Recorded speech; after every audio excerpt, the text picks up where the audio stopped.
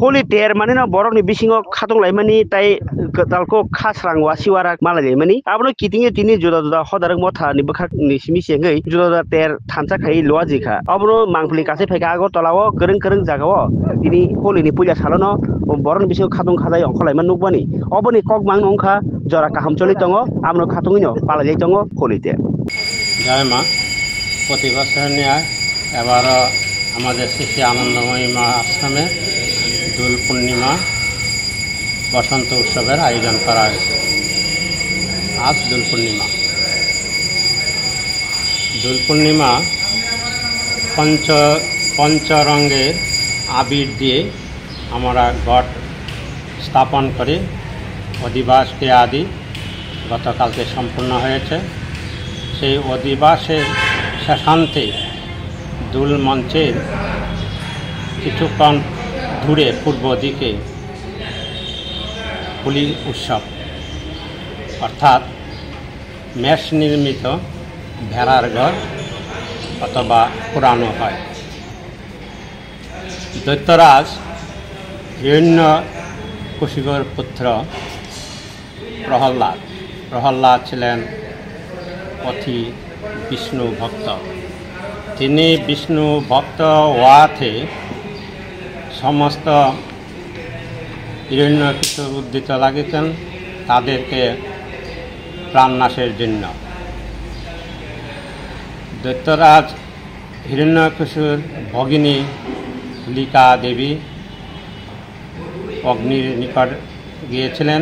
অগ্নি নাকি তাকে স্পর্শ করতে পারবে, কিন্তু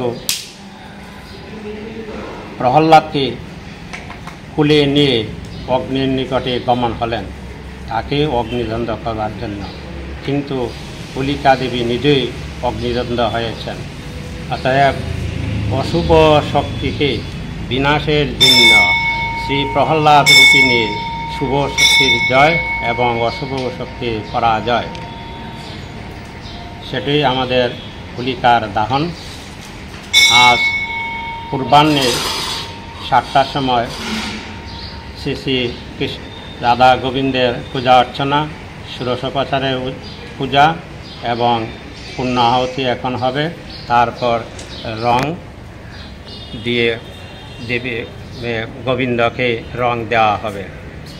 পুরাকালে দেবা অসুরের যুদ্ধে অর্থাৎ দ্বাপর যুগে সমস্ত দেবতারা কুরুক্ষেত্রের যুদ্ধে অসুরকে ধ্বংস করার জন্য তারা যুদ্ধ করিয়াছিলেন।